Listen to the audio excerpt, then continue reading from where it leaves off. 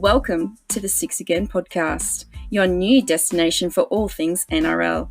Here to bring you everything from team news to best bets are your hosts Adam Hoy and Jared Newton. Let's kick off. Hey everybody, welcome into the Six Again podcast. Jared and I have just been chatting about what's been going on this week. But anyway, how are you, buddy? Yeah, good. It's I think it's we did one on Sunday night, and there's enough news in a whole week that's come out in the last 3 days. It's been pretty good. Yeah, it's been not good for some people, but there's been some good news good for us. Yeah, so Barrett finally got a head coaching job, and that's a good thing for him. That's good for him, I guess. He said, what did he say? He was on Fox League tonight saying about lessons he learnt from his time at Manly, stuff that you can only learn being in the head coaching role, the stuff you can't learn as an assistant coach. But we'll get to that. It's what is it? Wednesday, going into round 11, so we're over halfway through. I've got the sniffles again, so I'm probably going to sound like crap through this whole thing, so I apologise for that. And we've just been chatting about a house being put on the market on Monday. Or it has so if anyone wants to buy a house... No, don't give out my address. I'm not giving you address. It's in the Nambour area. Anyone wants to buy a house, go for it. Done up very nice. I'll leave none of these jerseys behind, I promise. Yeah, you can burn the Queensland jersey when you leave. No, that's what adds the value on at the end. But if you look at the read-up, landscaped backyard, and we did hire a pro landscaper for that, so it looks so nice. It was me, but I was trying to do the OK sign then. There we go. All right, let's go to the football. Yeah, right, cool. When you got to the OK sign, I was kind of done. Yeah, you can't really see unless you're watching the YouTube. With my splintered, broken finger, it looks more like a shadow puppet dog. So you mentioned, Trent Barrett officially signed off as Bulldogs coach. 3-year deal starting 2021. So he's going to see out the rest of the year at Penrith as an assistant coach, continue working with the halves there. I think it's kind of funny or ironic, the last time Barrett got a coaching job, it was pretty much in these same circumstances at Manly. He was working for Penrith as an assistant coach and ended up being put out on the farm, basically, because it proved too much of a distraction. Whereas Ivan Cleary said that's not going to happen this time around. And I don't see it happening this time around. There's nothing really for him to... There's no speculation, really, this time like there was in the Manly instance. Little bit of news that comes with it. Supposedly 3 other coaches also applied for the job that had previous NRL coaching experience. We can speculate on who they are. I'm sure that'll probably come out. Someone will leak it out in the next couple of days. We'll be able to have a look. But you'd be expecting probably Jeff Tuvey, Anthony Griffin, Stephen Kearney, any of the above, Neil Henry. Paul Green. Well, that would have been pretty quick, but yeah. So trying to look for some stats and stuff or some information. What I didn't know is the Bulldogs were Trent's club growing up.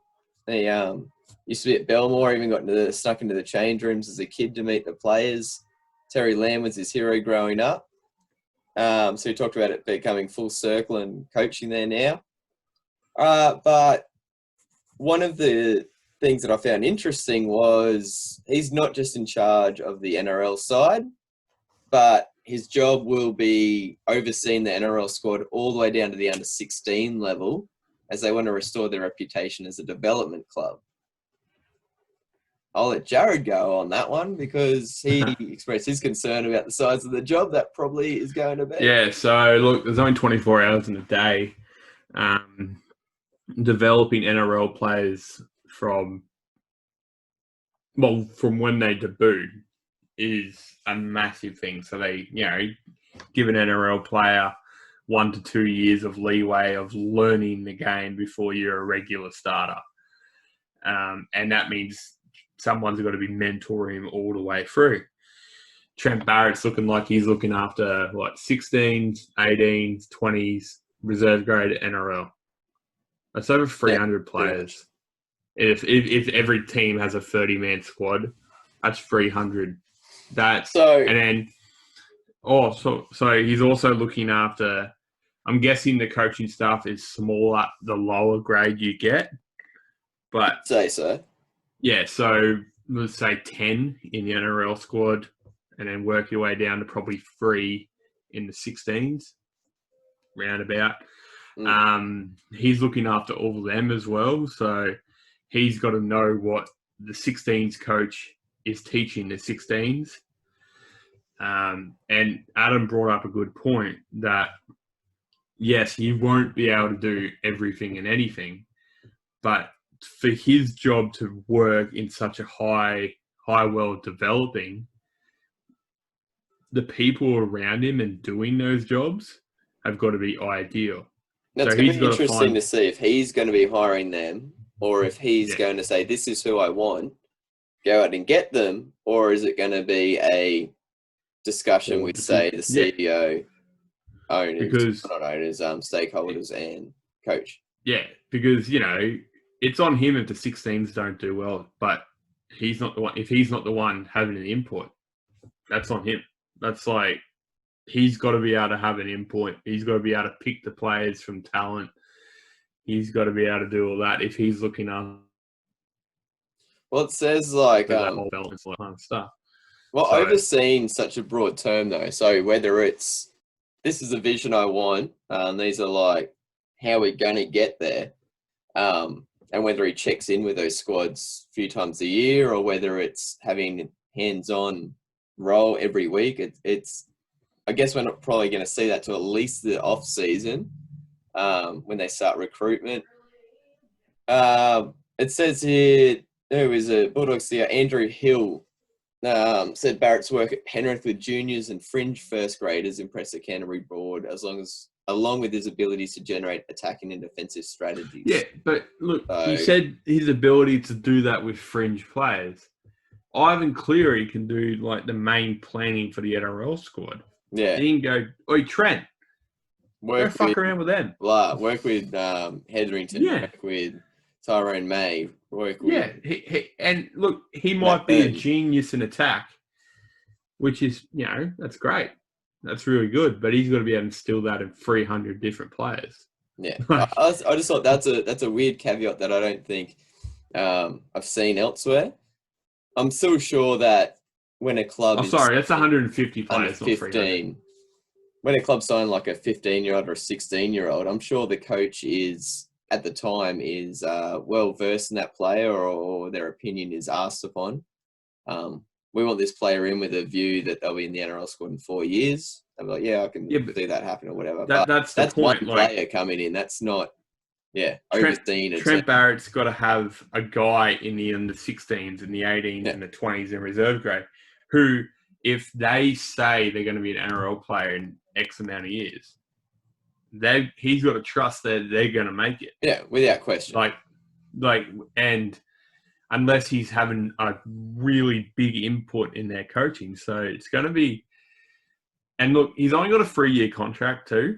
So it's going to be really interesting how it all plays out because, 3 years is a good deal if you have just an NRL squad. But if they're saying development of the entire club across the board, 3 years isn't enough. No, I think it's a smart signing by the Bulldogs, the 3-year term. In that, I think it takes... I think for a coach to get their roster is 3 years. Yeah. At least. In the NRL. In the NRL. I think at least at the end of that 3 years, they'll see, all right, we like where this is going. We haven't really tasted semi-finals footy or whatever, but we can see what the direction is. We can see what we see what the direction is. And then they can look at an extension. They can sign another deal from scratch. So is there a chance that the Bulldogs are going to treat Trent Barrett how Newcastle treated Nathan Brown, as in, well, he got to him to a point where they had a decent squad, and then they hooked him and brought someone else in. Is there a chance of that happening? Oh, there's always a chance. Nathan Brown already had a bit of a track record like that, though, whereas Barrett's was kind of... A track record like what? Nathan Brown already had a record similar to that. Yeah, so at Dragons. I'm just saying that Barrett doesn't really have a record that we can point at and say, I wonder if this is going to happen again. But he's only had the one with Manly, and that was always... But he had a squad. He had a decent team at Manly. Yeah, but you had, like, so many kind of extenuating circumstances at the same time when he came in. So there was... Like what? Well, the fans didn't want Tuvi to go to start with because... The fans didn't want Dean Pay to go. He didn't deserve to. Yeah, I know. It's you had that. There was a board turnover twice that year from memory.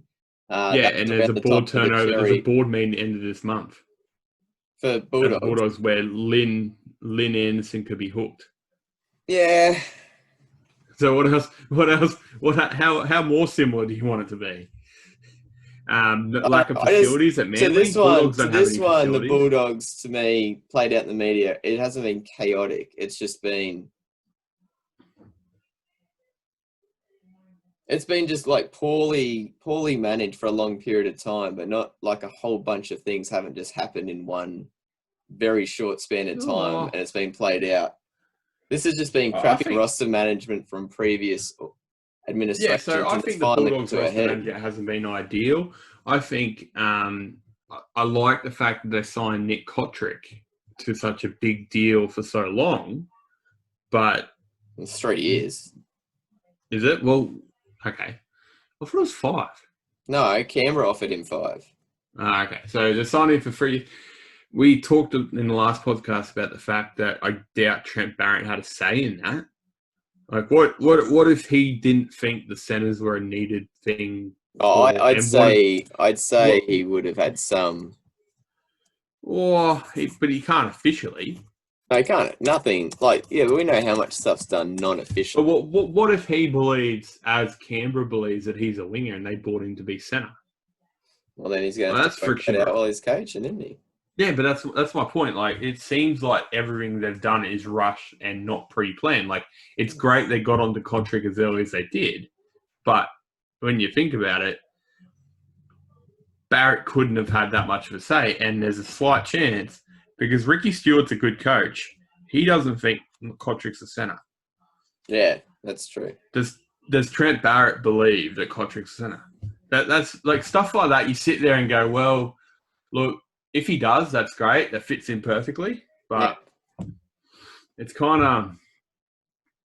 I think it's a bit rushed. And I think he's gone into the same situation he would at Manly just because of the fact that the facilities aren't ideal at Bulldogs. The roster's shit. They're signing players with him minimal input on a lot of money.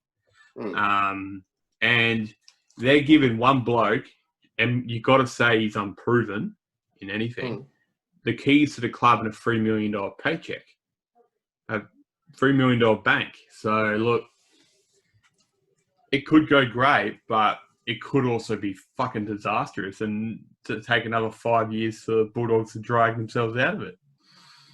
I also think, I just brought up his coaching career, like his coaching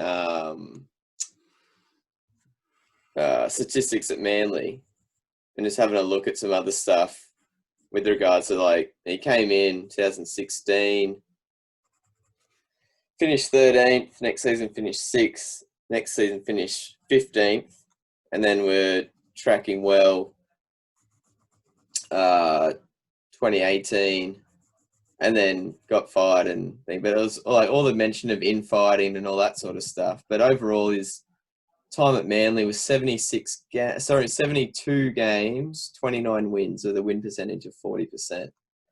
And so, and when you think about it, that winning would have mainly happened because they would have had to win in 14 games. That 1 year they made 6. Yeah. And all Close that to like 16. 1 year.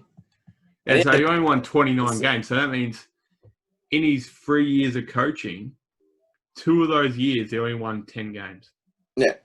And he had a better squad there. But in saying that as well, Moses Suaalii had just come in after being kicked out of the other 2 teams. Sirenan, same thing for Tigers. But in saying that, it's like all the infighting and shit that happened at Manly. Those players, coaches, Bob Fulton, board, all that crap. I don't know. I also think he's going into Bulldogs with no pressure. I think there's a shitload of pressure. No one's expecting him to turn the Bulldogs around a year. But see, the thing about it is, you had Dean Pay there, and let's face it, he had the shittest roster in the NRL for the last 3 years. Yeah. And he wasn't able to buy anyone to get him over that line. No. Get him over because of the mismanagement however long before. So Trent Barrett doesn't have that excuse anymore. He doesn't have the excuse of not being able to buy players. He doesn't have the excuse of having a bad roster because he will be buying these players. I still think he's got the excuse of having a bad roster. $3 million isn't going to change all their issues in a year. Well, look, I think Nick Kotrick makes their backline look way better now. And that's just one player. In one position. But if I'm going there as an NRL coach, I'm looking at their backline going, I'll keep Will Hopewadi. Goodbye, everyone else. No, I agree with that. But look, he's already not going to make it look way better. No, but that's how bad their backline is. It makes it look way better. So I just be run down the opposite side of the field. So if I was him, I'd be throwing a hell of a lot of money at our car. Yeah, well, he's come back to Sydney somewhere, so. Yeah. And there's been rumours that he's gunning for Matt Burton. Yeah. He wants Matt Burton to come over, which I rate him, but having him, because he's only got 3 years there, having Matt Burton, Bulldogs see him as their long-term 5'8" if he comes over. Yeah. So that's a big risk in a young fella. They'd have to get... I would throw a bit of money at Blake Green if you're going to get Matt Burton as well, just to have that experience next to him, because he can't have 4 anymore. Have Green play 7. Yeah. Yeah, just you can't have 4 in there anymore. He's done, unfortunately. Yeah, I'm with that. Even if he comes back on minimum wage. Yeah. Well, maybe if he's on minimum wage, if he's on $80K a year, sure. No. Well, you're spending that much money trying to rehab him every year.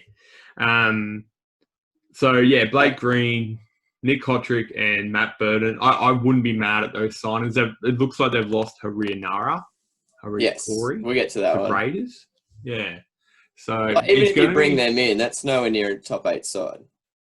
No, it's not, but it's the right step forward. Yeah, it's a step forward. That's just he's still got next year. Look, I think they're going to be the best story next year. Signings.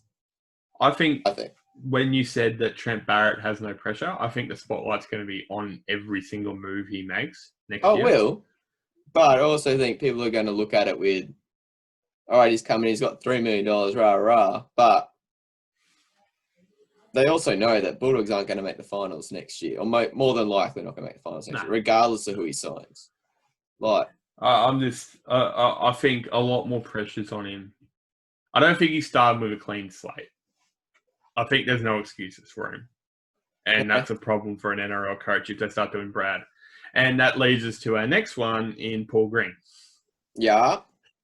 So if any... you got completely different end of the story. Yeah? He'd been there for 7 years? 2014. Yeah, 2 grand finals.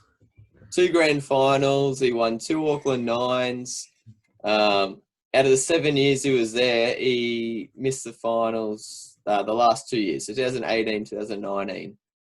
Are the only years I think that they missed the finals, and they're the only 2 seasons that he was there that their win percentage was under 50%, or even under 5%. I said this. Adam sent me a message of a bit of a rundown what we're going to do tonight, this afternoon, and I went, yeah, that sounds good. And underneath it, because you mentioned Paul Green, I'll actually get up what I said. He said, handle it like a boss. Yeah, handle his shit like a boss. Yeah, because it was great. I love how it all played out. Look, there's so many rumors about NRL coaches getting fired over the years and this, that, and the other. It comes out every single week when someone loses, they're like, oh, that coach is under pressure now, might get fired. Yeah.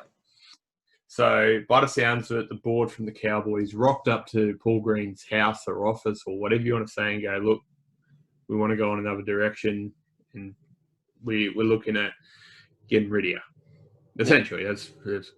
And Paul Green just said, okay, don't tell anyone. Let me coach one more game, tell the players after the game, and then I'll go out next week with no issues, no fuss. Yeah. You compare that to Anthony Seibold, Paul McGregor, who are Steve Kearney. So, what, 2 months before that, everyone's like, they're under pressure, and they're under pressure, and then the CEO comes out and goes, no, he's fine. Yeah. The coach goes, no, I'm fine. I've got complete support of the players, and then bang, they're gone. Yeah. Paul Green just went, nah, I am not going to get dragged through the media. I'm going to go out like a champ and just go, I'm out. You guys deal with it now. And then he said, my NRL coaching career is not done. Yeah. And I think he just got to clap out. Everyone's like, yeah, right, good on you. You're out. Because I think this was his last, like, a separate thing to Seabold, though. This was the last year in this contract. And he already knew that this was going to be his last year. The Cowboys had already told him that this will be your last. Yeah. We're going to go in a new direction at the end of the season, regardless of what happened this year. That was already clear. And I don't know how long ago that was clear, but that was already known. But yeah. He must. You gotta love it though.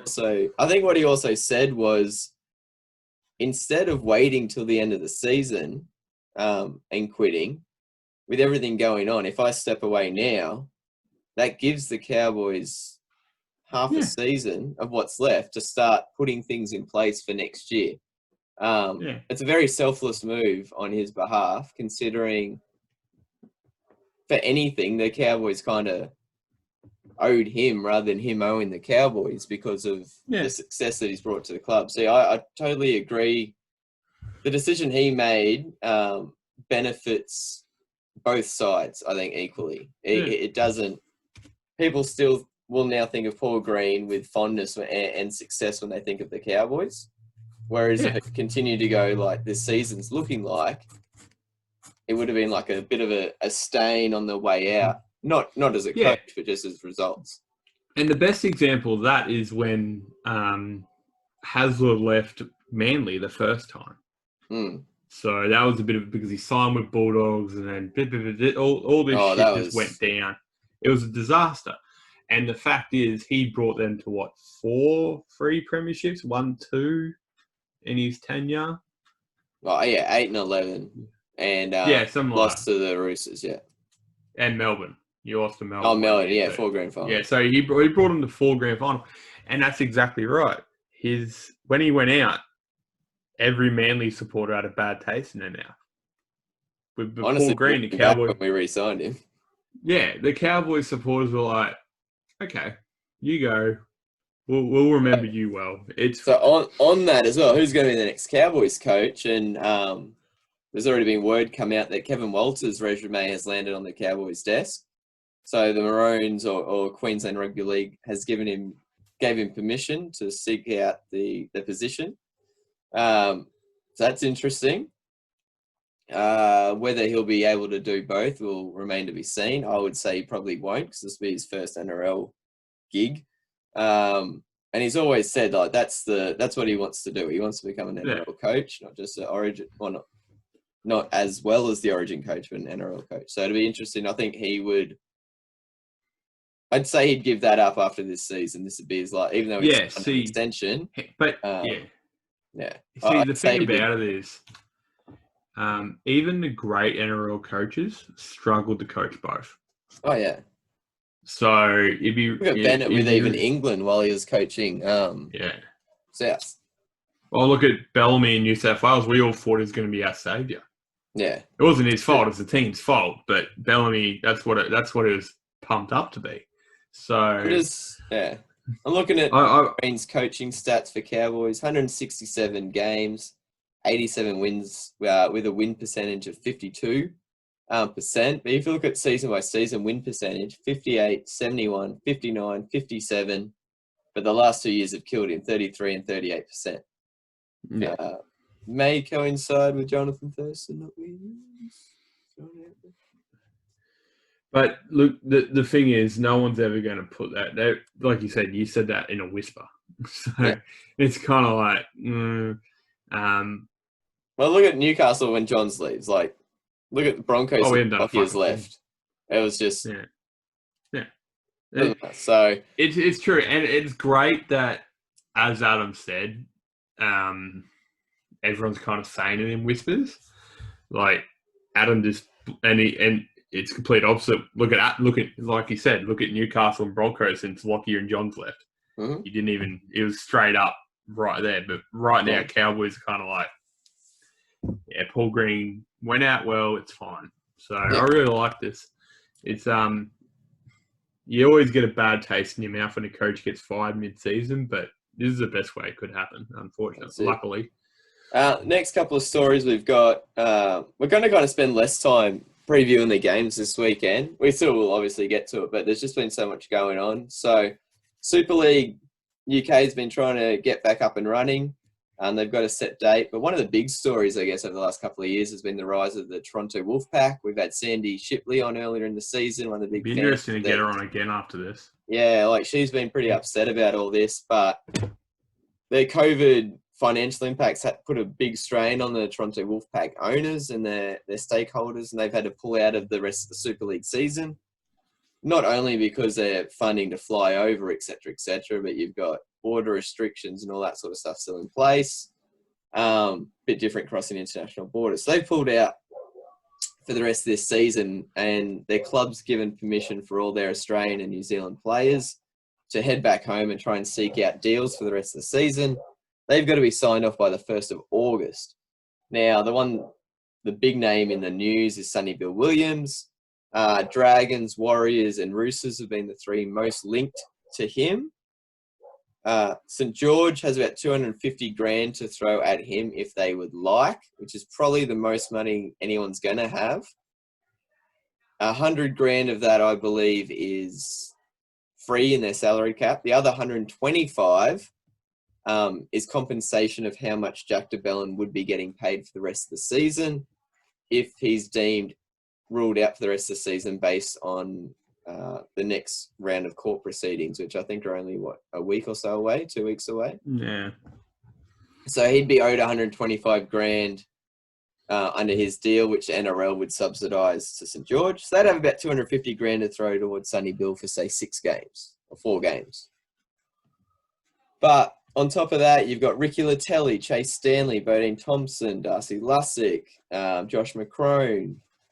There's a whole bunch of players that clubs, especially maybe the Warriors, Raiders, the two probably under the most injury toll at the moment, may be looking at signing over the next. They've only pretty much got a week till the 1st of August, so 8 days-ish. It's going to be a frenzy.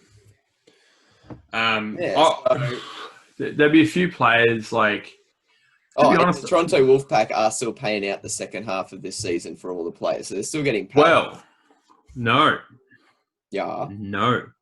So Callum Watkins' wife has gone out public and said that they are not paying their players. So the club I can reveal and continue to play. I can reveal that the Wolfpack's 22-man squad have had their wages paid consistently late for the last several months, putting severe mental strain on players. The club, who were promoted in the Super League for the first time at the end of 2019, is currently facing a lawsuit in Canada over alleged unpaid bills and has previously faced legal action over monies owed claims from other creditors. They don't give a shit.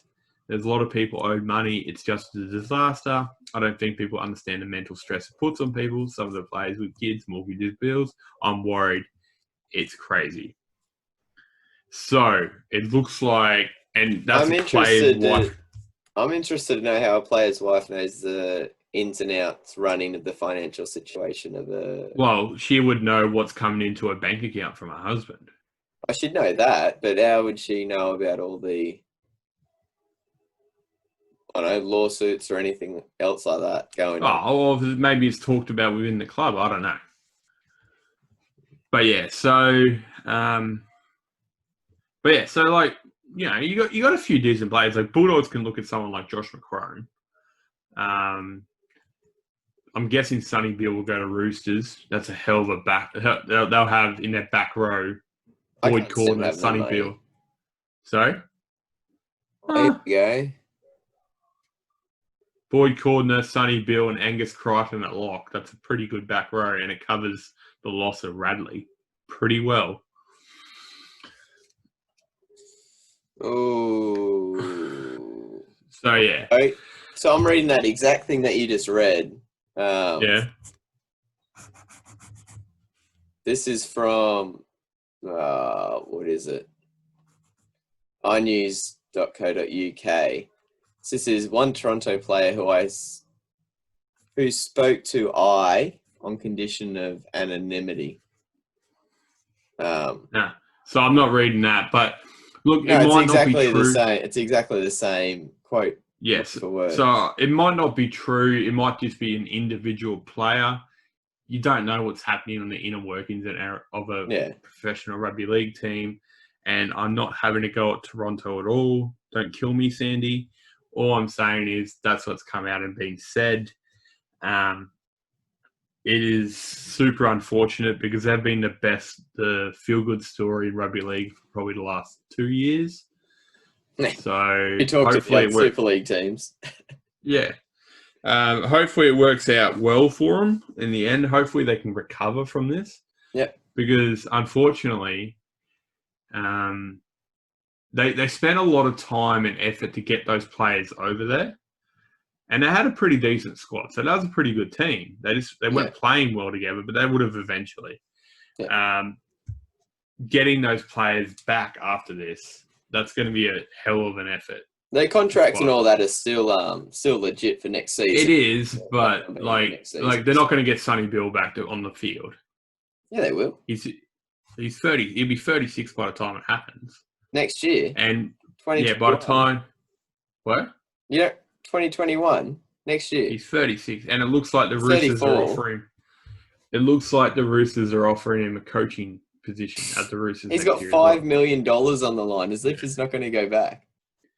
Oh no! $1 million for 1 season of rugby league, as if he's not going to go back. Yeah, maybe he's not going to make that anywhere. So it's unfortunate for Toronto Wolfpack. Let's just hope they can bounce back and come back from it. And lastly, it looks more likely like Sonny Bill won't play any league. He'll probably just go do his big fight at the end of the year, and that'll cover any costs that he may be losing anyway. So he's probably going to go to boxing, but they'd be the clubs involved. Now, big one here. We talked about this deal a couple of months ago, maybe now. That wasn't that long. Anyway, we talked about Joseph Suaalii. So he's pretty much like the next teenage phenom in Australia. All the titles like generational player and all that sort of stuff. Yeah, so they think he's the best young signing since. Yeah, this is a Sonny Bill, Greg Inglis. Hybrid. Yeah. So last month he signed a reported $1.7 million deal with the Rabbitohs for 3 years. Now that couldn't become officially registered till the 1st of August when he turned 17. So still only 16. It's come out today that Rugby Union Australia have a deal on the table and that Joseph Suaalii has backflipped on the bunnies in order to sign with Rugby Australia. Now, none of this is confirmed that he is actually signed, But Rugby Union in Australia, ARU, have been in contact with him, have been having discussions with him and his family and his management, all that sort of stuff. They're prepared to offer him, well, this is the only financial figures we've seen so far. Allegedly. Allegedly. Alleged header, yeah. Yeah, allegedly. $3 million over 3 years. So $1 million a season for a kid who's going to turn 17 on the 1st of August. Hasn't played any first grade rugby or rugby league yet. He's been playing in the Rabbitohs system. Now, as part of that deal, he's been fast-tracked into the Wallabies program. And if this deal comes off, he may well be, well, he will be, there's no doubt, will be playing for the Waratahs next month. As soon as he turns 17, he's pretty much got a position guaranteed for him in the Waratahs squad.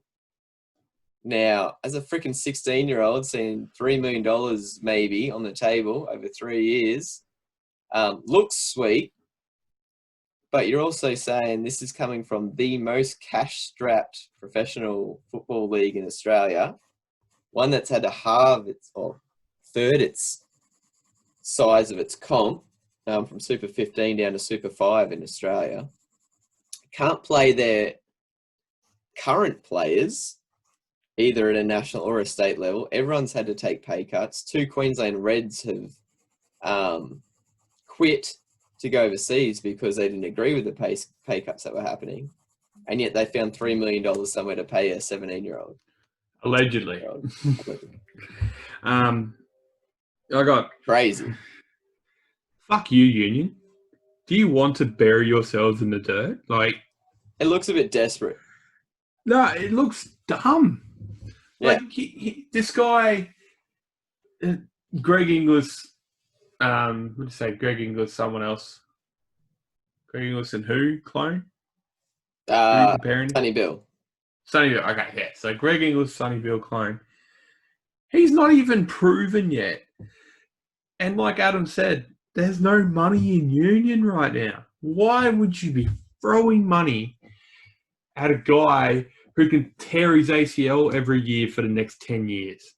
Mm-hmm. Like, and I have been so critical of Union. Their recruitment is just, I don't understand. See, I'm with Union on what they're doing because, and I'd expect League to come back. This guy, if anyone hasn't seen him play, type in Joseph Suaalii and just look at how this kid plays. And he's still got so much growing to do. Whichever code gets him is going to get the most marketable player, barring injuries, but the most marketable player since a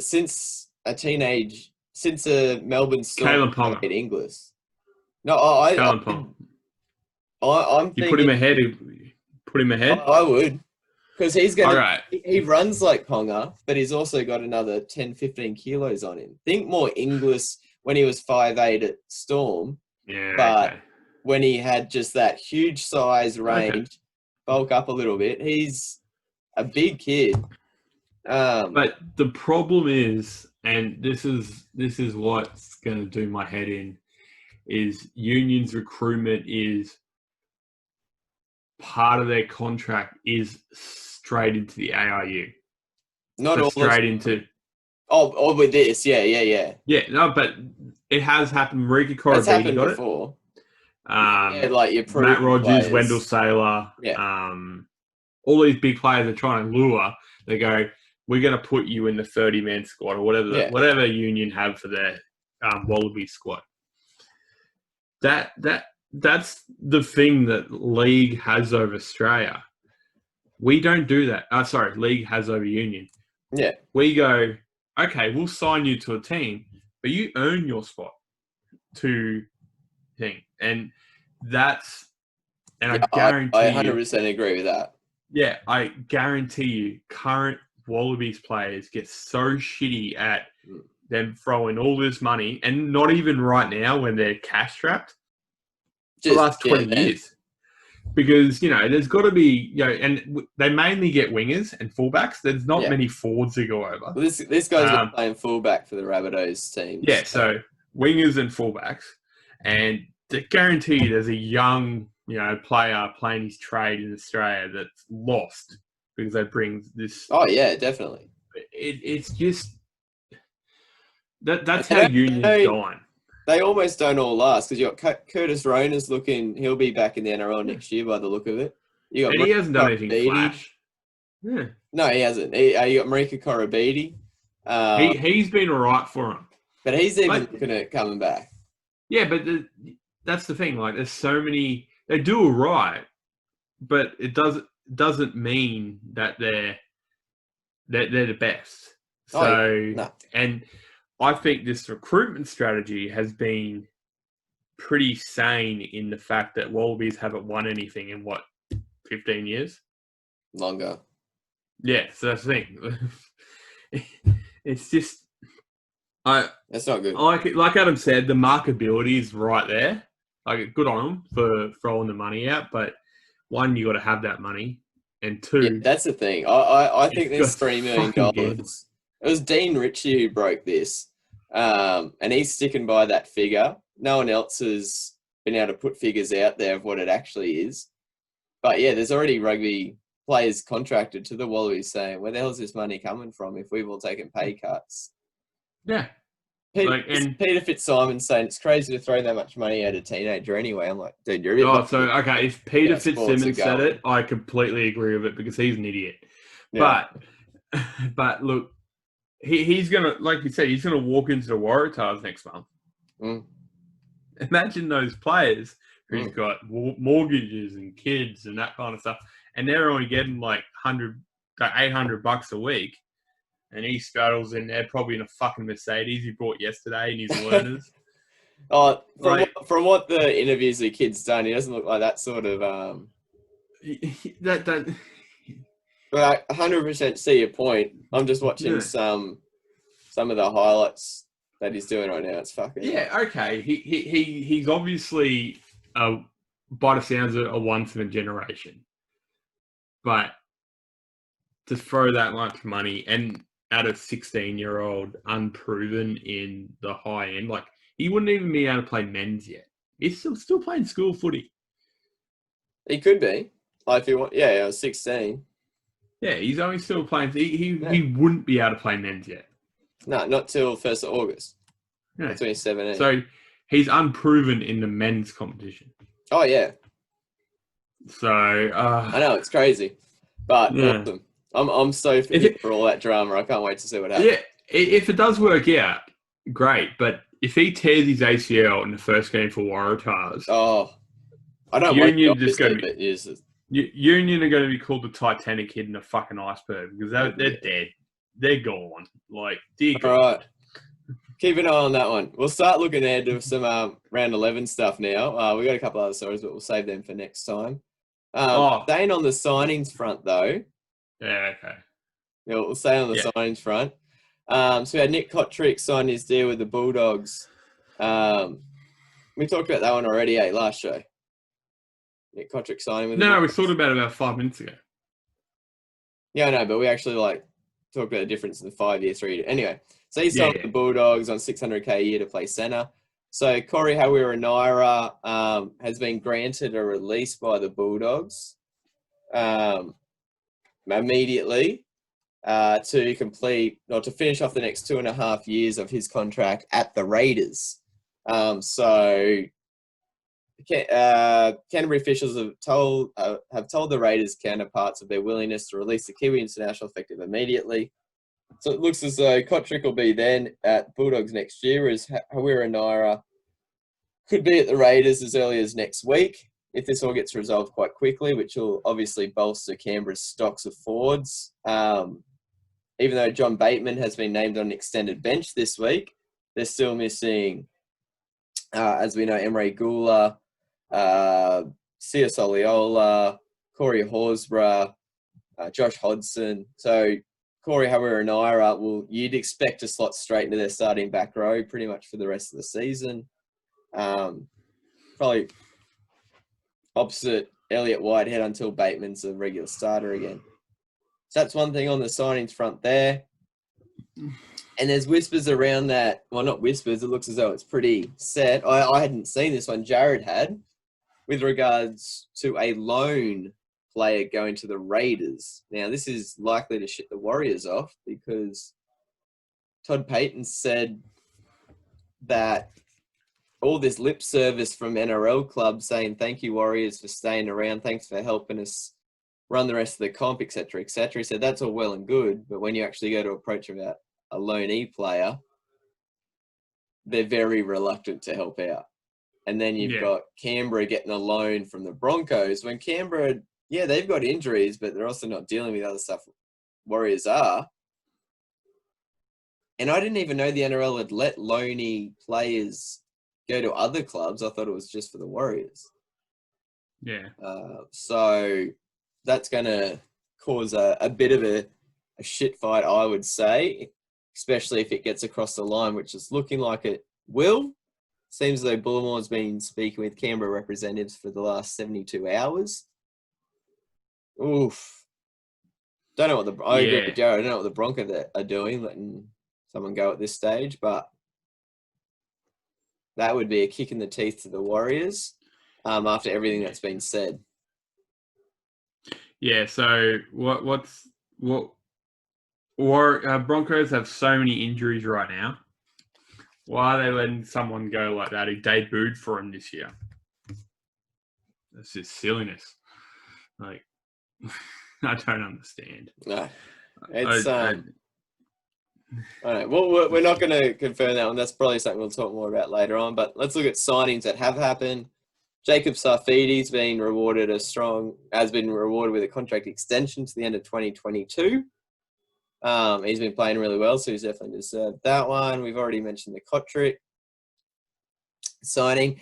South Sydney forward Hami Saleh is re-signed until the end of the 2023 season with the Rabbitohs.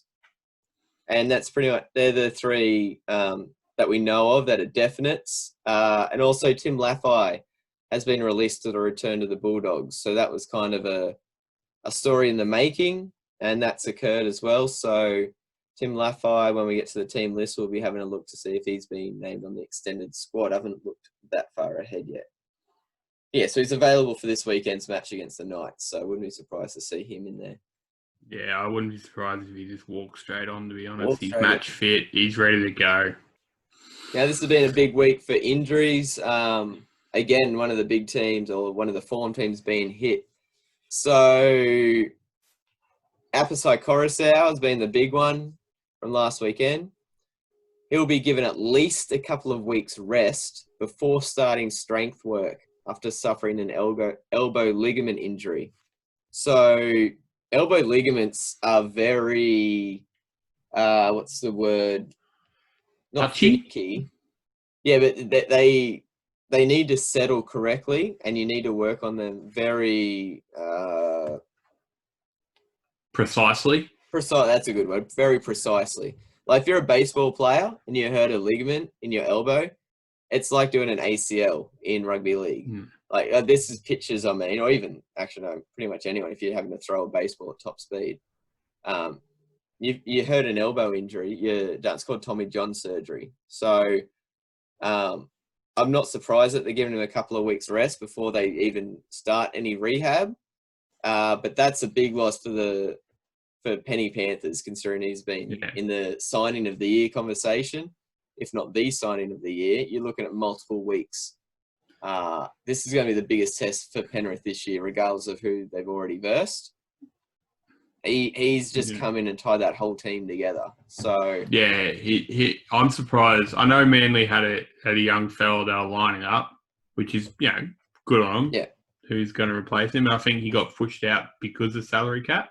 Yeah, but I guarantee Des Hazard was like holding onto his hand as he's walking out the door, trying to like grab his shoulder. One of those end of the movie where you just like, I have to let you go. Yeah. It's a Titanic moment. Yeah, that's right. So, and on top of that, Dean Farre suffered an injured inner thigh. Sorry. Venture's still experiencing pain and swelling, but a couple of weeks for rehab for him. Dylan Edwards went off with a hamstring injury last week. Extra caution. So no timeline on his return. And we talked about sneaky Tom Trbojevic coming back a bit earlier. He broke down at training today or yesterday. What day is it? Wednesday? Tuesday. So the club's looking at around 15 return.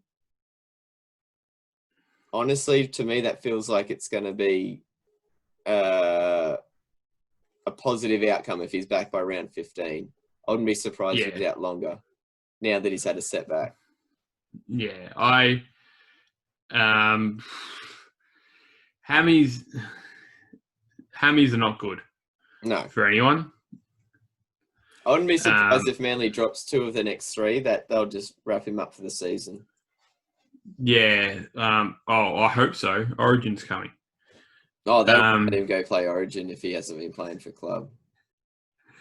Why not? They can't stop him. Yes, they can. No, they can't. They can't stop him from playing Origin. But yeah, so the poor bastard. You don't know what you're going to do with him. He just, unfortunately, it's just constant that he hurts his hammy. You got him, Moylan, and Edwards. It's just all string bean fullbacks. No, it's just, and see, the thing about it is, and I feel really bad for both him and Manly now for this, but it's just going to keep happening and happening and happening unless they look get at Brett it right. Stewart at the end of his season. Same thing. End of his career. I mean, and that was towards the end of his. Tommy's getting it early on. So so I don't know. Hopefully, when he gets a bit older, it all gets managed and he figures out how to manage it, and it goes, gets fine. But he's freaking better. Anyway. Yeah. So Kamika's undergoing back surgery in Brisbane on Friday, so he'll be out for 3 months. So that'll be his season most likely done. Although his recovery time's dependent on what his surgeon says. And Luke Garner's been ruled out for the Tigers against the Eels after failing concussion protocol. Eels have named Sevo and Brown after Sevo got chopped in half last week, which is amazing. And Bateman is on the extended squad. Wade Egan's been ruled out for the Warriors against the Roosters. Ignatius Parsi's been ruled out, so that's his last game of the season before he departs back home to New Zealand. And he's Angus probably already Crichton, gone. Yeah, and Angus Crichton's facing at least a month on the sidelines for the Roosters. All right, let's get into the squads for round 11. Round 11? Yes. Yes. So, first game tomorrow night is the Parramatta versus Tigers. This is going to be a cracker. Yeah, so there's going to be a hell of a lot of attack in this. Mitch Moses is back for Parramatta, which is going to be huge for them. Jai Field's been doing a good job. But, yeah, so Parramatta lining up everywhere the same. I think Fergo's back now, isn't he? Yeah, Ferguson. Which will be good for him. Ferguson's been named, Stevo's been named, and Nathan Brown have all been named in their starting positions, even though they've all got injuries still to overcome. Just having a look who they've got there in their reserves. They've kept George Jennings and David Gower on their reserves. So there's a prop and an outside back, and I guess that's to be able to cover Brown and either Sevo or Ferguson, because on the inner chain... Oh, Andrew Davey. Who's that? He's a second row. He debuted at 28 last week. Oh, good on him. Yeah. So they got three forwards and Takarangi on the bench. So I guess 4 forwards. Ferguson and Sevo are ruled out. George Jennings had come in on one wing. You expect Takarangi to go into centres and Wanga Blake probably to jump on a wing. Yeah. Something like that. With the Tigers, so Harry Grant went for a COVID test, but they're still expecting him to play. Packer starting again, which is great for them. Cheekham's coming into the second row. They're he went from not playing last week into starting side. They're sticking with Marshall at halfback and Lawrence in the centres. Luke Brooks is still number 16, and they've got Sean Bloor and Alex Seifert as their bottom two. Oh, that's all right, because it was Luke Garner we just mentioned is out with the concussion, so that's why Michael Cheekham's come back in. Bench is the same as last week. Now, this is going to be this should be a cracker of a game. I think this is going to come down to whether the Tigers forward pack can handle the Parramatta forward pack. And I honestly think they've got a chance of doing so. Yeah, so this is my bet. So I'm just going to go straight there. Tigers 335. And David Nolfaluma to score. And I'll just bring that up for you again. 237. So Tigers to win. Nolfaluma to score, going at 550. You might have to write down. I've lost my freaking pen. Yeah, I got it. Yeah, you're going to write down. Okay. I'm going to... So you're going Tigers to win, are you? Yep. I'm going Tigers to win. This one will be at Bankwest, I'm guessing. Yeah. This is a really... So Tigers to win. Yeah. Win. Nolfaluma to score. Score 550 it goes. Is that Nolfaluma against Sevo if they both line up? That'd be pretty sick. Yep. Okay, so I'm going Tigers this game. What are you going?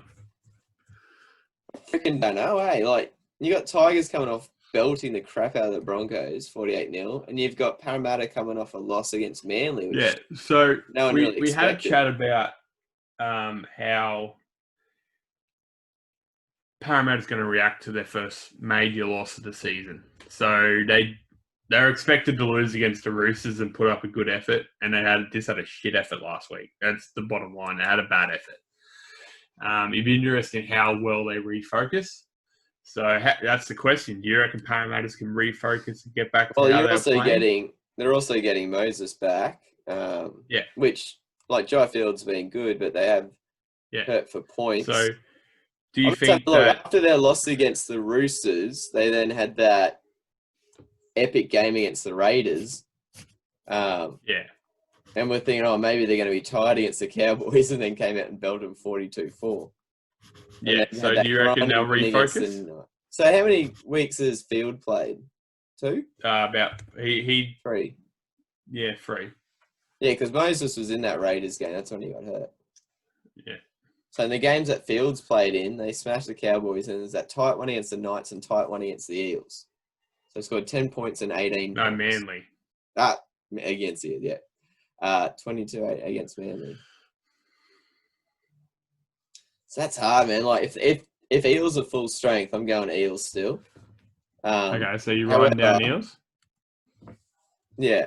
However, if I find that Sevo and all them are Sevo, and especially even Nathan Brown, if he's ruled out, I'll text you tomorrow if I change my mind. But I'm waiting to see if it's locked in. Are ruled in. I wrote it with pencil. You're locked in. I don't have an eraser.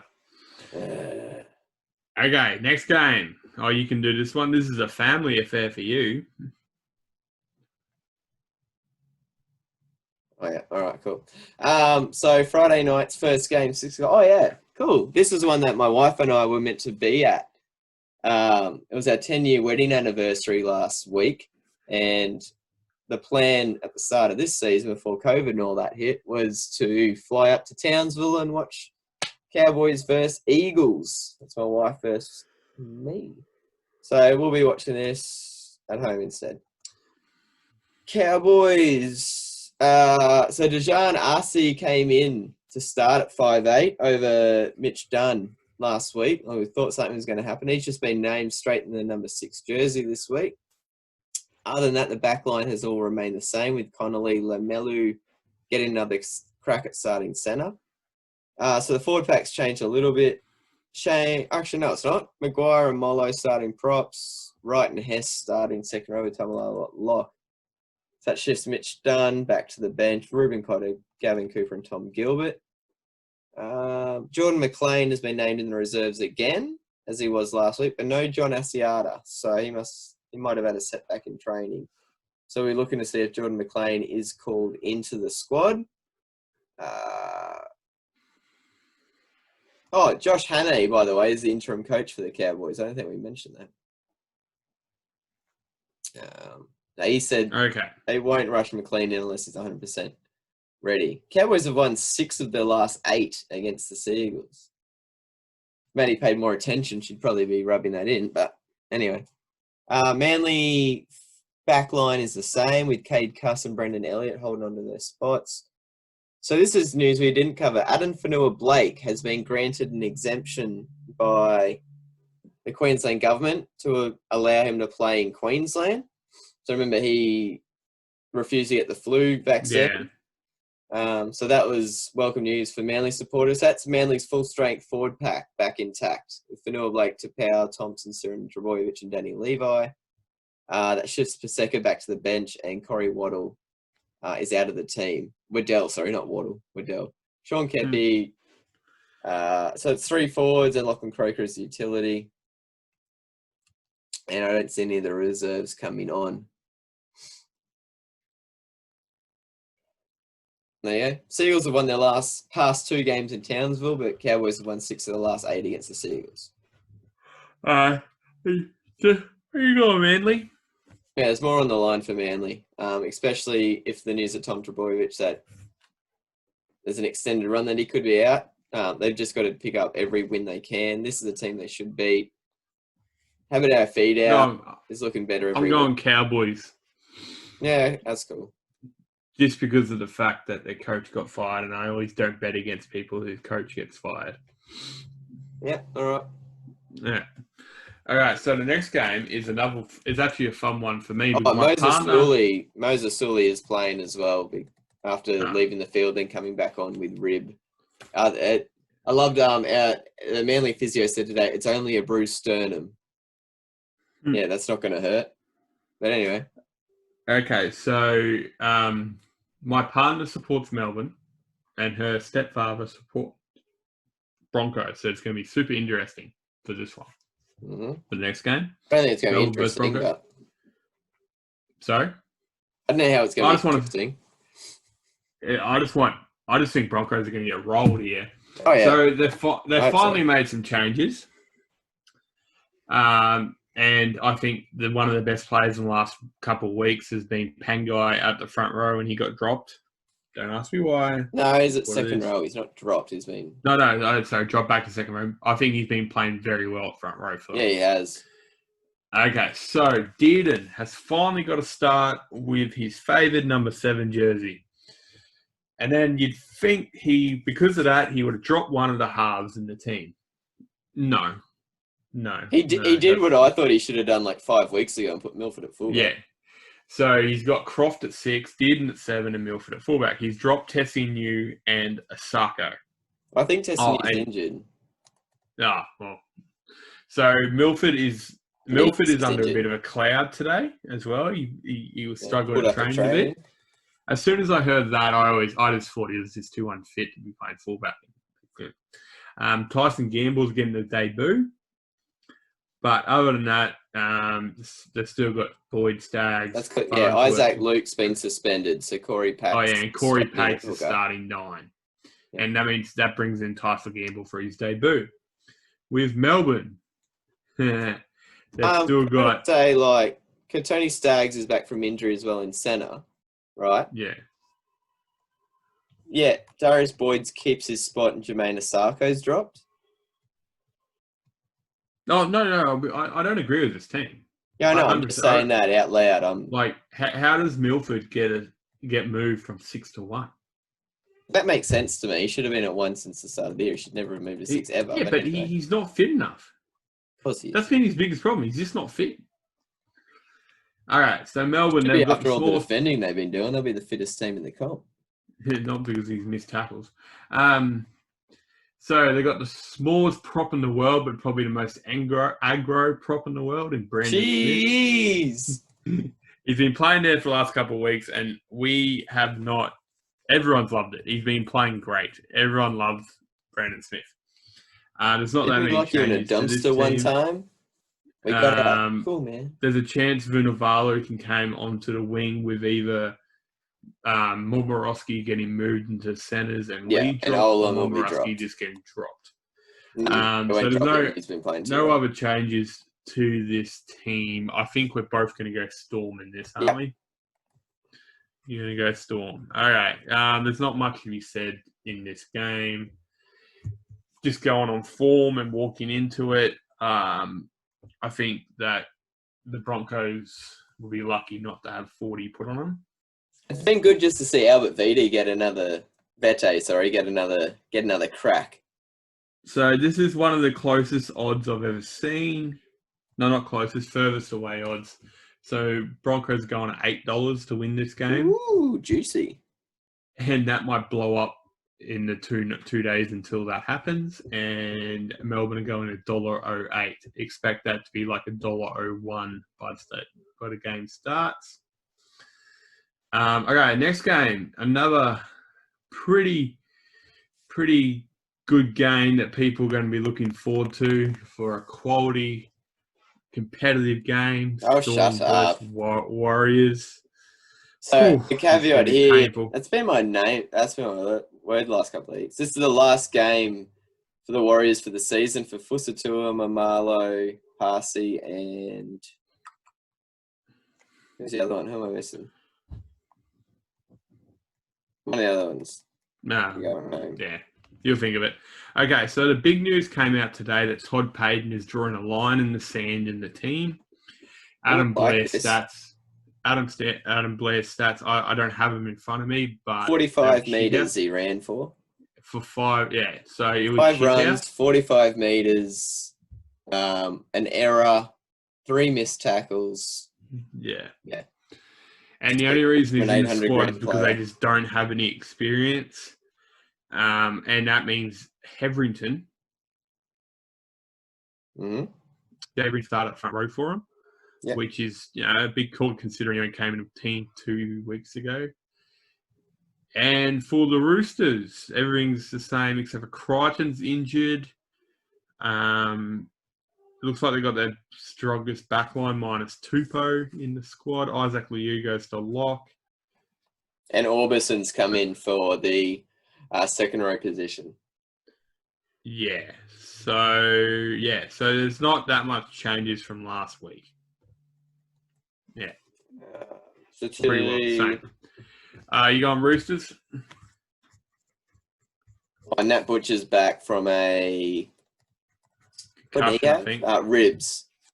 Ribs, okay. Yeah, so he's returned on the bench. Just have a look. The Roosters have outscored the Warriors 74-6 in their past 2 clashes. It's like, say, 30 and 44 points. I'm taking the Roosters in this one. Good to note that Jazz Tevega's getting a start at lock. So he's still pretty well priced in fantasy. I think he's still in the 500,000. So I'd be scooping him up if you haven't already done your 2 trades for the week. Okay, so the next game. Ooh, Derby. Cronulla versus Derby game. This could actually be pretty good. Yeah, it could be. Depends which team of each we get. So it looks like he's a debutant, Teague Wilton. He's 186 centimeters, 6'1", and 98 kilos. And then other than that, everything's the same. Will Kennedy gets his number 1 spot. And Teague Wilton comes off the bench. And I doubt any of the bottom 4 will get a run. Brighton Nakor is suspended. He didn't get over his charge. So you've got Talakai starting in the second row. And Toby Rudolph starting at lock again for Scott Sorensen. Good. I reckon that's his best position. All right, for the Dragons, nothing really has changed. They've kept their superstar fullback back there because he's been amazing for them. They've still got 4 forwards on the bench, which is very surprising. Yeah. Well, Tyrell Fui-Maono is starting second row because he can play the centre Tariq Sims is suspended again. And Trent Merrin, he can play at a few different positions if he really had to. But yeah, so what? Nothing in the backs. I'll put him at centre. No. You seen how much weight he's put on? No way. Put him at 6. Okay, who are you going for this one? I'm actually going for St. George in this one. I reckon they can do it. I reckon the way they're playing and with Cronulla being so off and on, I reckon they might. The Dragons led in 22 unanswered points against the Bulldogs last week and then scored 3 tries in the last 10 minutes. That's 10 minutes they need to sort out. They had a good 70. No, they didn't. They let Bulldogs score 22 points in a row. Didn't you say that in the last 10 minutes? No. They had to score 3 times in the last 10 minutes to win the game. No. I don't know. Who did the Sharks play last week? I have no idea. They smacked the Cowboys. They smacked the Cowboys. Smashed them, yeah. Yeah. 40. Oh, Warriors, 46-10. Yeah, so I'm going for St. George. I reckon they can do it. That's the thing. I reckon both teams can do it. So who are you going? I'm going to go the Sharks just based on Sean Johnson and Josh Dugan. The fact that they've both been really solid the last few weeks. I think as soon as Matt Moylan went out, they struggled because of putting Dugan at fullback. Will Kennedy is a much more similar mould than Moylan. Yeah, he's been super good for him when they had to have a replacement. I'm more confident in that lineup than I am with Dugan at fullback because his centre play's been really good. So, I'm going Sharks in that one. Thank you very much. But I would not be surprised to see Dragons get up. I think it's going to be quite a close game. Okay, next game. Canberra versus South Sydney. Who are you going? We got 2 pretenders here, you reckon? I think Canberra will dominate them, to be honest. I'm going Canberra. So you got Ethan Lowe and James Roberts out for the season.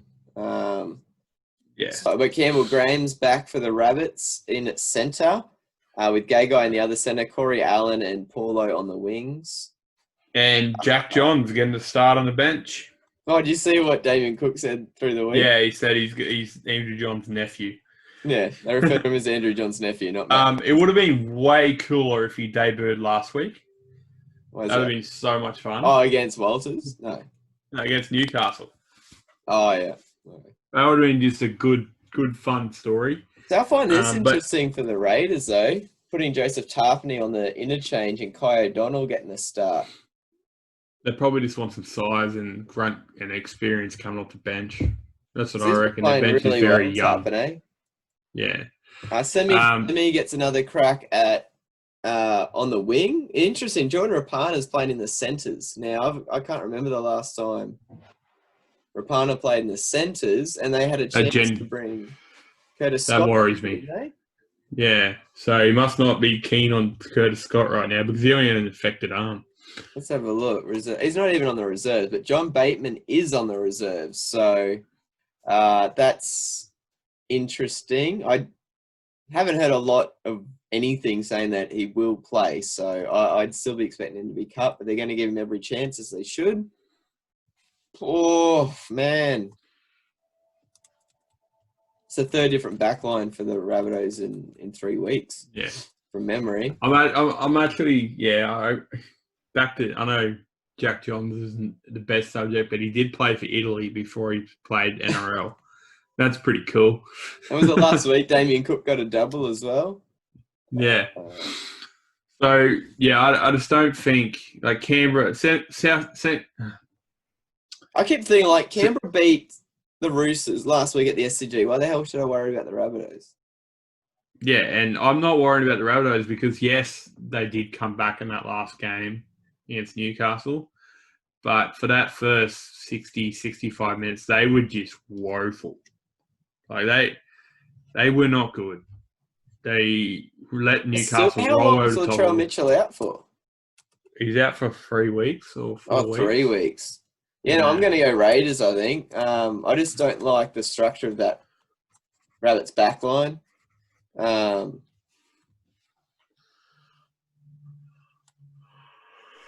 So many of the tries this year for the Rabbits have come off Latrell Mitchell sweeping and flicking or sweeping and passing. I just don't see Alex Johnson doing that. No, I'm going to go Raiders, I think. Thank you very much.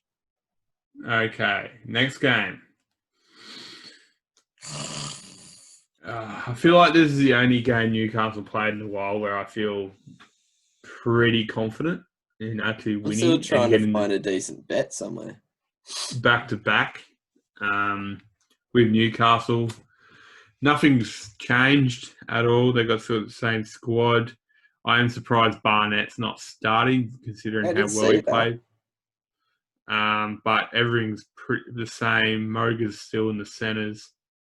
With Bulldogs, Foran has been named subject to a fitness test. They have got Jack Cogger on the and Brandon Wakeham in the bench just in case. Bench reserves. So they got Cogger in 22 and Wakeham at 14. So still got Nick Meaney at fullback with Wateen Zelezniak on the wing. Newcastle.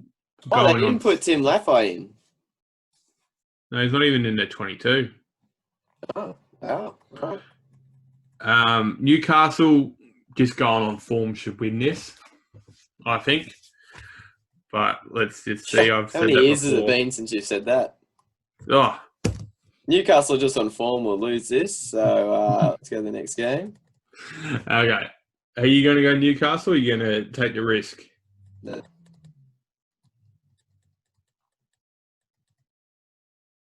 You know what point I'll go Knights. I'll go. I said no, I'm not taking the risk. That's the question. I answered it. No, you didn't. You went, Barrett. I went, yep. Okay. Some decent value this week. It's tough. Next game is another bit of it. This is a really shit round. Yeah. So next game is Penrith versus Gold Coast. Gold Coast don't look like they've made any changes to their team from last week at all. Peetsy's at number 19. There's no real changes there with Penrith. No, nothing changes again. Naden's in the centres. You've been playing that for the last couple of weeks. Aikens comes in at fullback for Edwards. And he was fine there the first few rounds this year, so they'll lose a little bit. He's just not quite as tier player. Oh, look, I actually said when Edwards came back that... Oh, there's a big change. Malachi Wateen-Zelezniak's on its wing. Oh, yeah. Who's he covering for? Well, Brian To'o's out and Fare's out. Yeah, okay. I actually said when Aikens got... when Dylan Edwards came back, I did think he was going to... I think he was a bit rough on him. And Mitch Kenny, obviously, is in there at hooker. Yeah, Koris. Yeah, we already touched on that, yeah. So if you're Eddie versus Penrith, do you want it to be the week where they've got no Koris, no Edwards? Fare doesn't make a big deal. And, sorry? Fare's not the biggest deal in the world. No, but it's experience. It's suitability and combinations. Yeah. Well, I don't know. Who are you going for this one?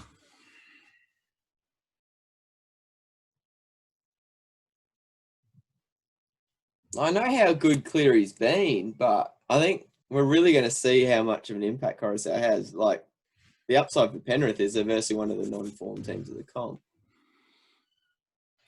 I still can't go against Penrith's record, but I wouldn't be surprised. No, I'm going to go Penrith. I'm trying to look at it from both points of view. Come on, mate. Stop trying to be nice to Kieran. I would still be surprised if the Titans pulled off an upset, but I wouldn't be shocked, if that makes sense. Okay, so for the tips this week, you've gone Eels, I've gone Tigers. You've gone Manly, I've gone Cowboys. We both went Storm, we both went Roosters. I went St. George, you went Sharks. I went and we both went Canberra. We both went Newcastle. So it's 4-4. So one of us is going to get 8, and the other one's going to get 4. Or, 6-2 or whatever. But, yes, it's going to be there's going to be a few blowouts this week. I think the game to round would be the Eels versus Tigers, just for the attacking spark. But other than that, there's not... Cowboys versus Manly could go either way, but... I'm trying to find some value. Like, the best one I found is tipping Tigers to win with Michael Jennings scoring a try. What's that going at? $10. Huh, there you go. Or if I change that... Actually, no, I think I like this more. Where is he? Oh, geez, that's only 6. No, I don't like that. Yeah, I give the Tigers a shot, I think. Oh, I don't give enough shots to tip them yet, but I'm going to keep that as my bet. Tigers to win at $3.40. With Jennings to score a try at $2.30. That brings it to $10. I think I'll take that. I'll lose a tip, but earn some money. I'll take it. All right, there we go. It's a bit of a shitty overall round, isn't it? Like, you got a cracker on Thursday night, should be. And then you're looking through the rest. Oh, yeah. Yeah, it's nothing team's special. not in the best form. A team that's in good form versus a horrible one. Team in good form against a horrible one. Sharks Dragons could be all right. Local derby there. Raiders Rabbits could be all right. Knights Bulldogs probably not. Penrith Titans probably not, unless you're a Penrith supporter, probably. But in saying that, they're losing some big names, so it's a test for Penrith this week. Without Koris out, it's a test for Parramatta coming off the second loss. Probably the first one unexpected. Rabbitohs have got to get a win, see if Raiders can do 2 in a row against a contending team. There's still some storylines, I guess, to have a look at, but we'll see how it all shakes down. Yeah. And that, that's these 4 o'clock well Sunday games, no 6:30 games. Allows us to get the pod done a bit earlier.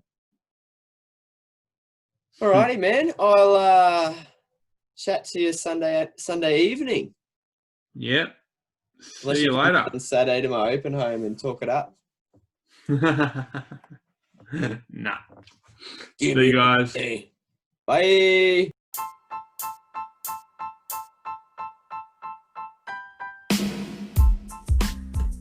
Thank you for tuning in to 6 Again. Connect with the show on Twitter, Instagram, and the 6 Again website. All links via the show's bio. Be sure to check out Adam's craft beer choice of the week.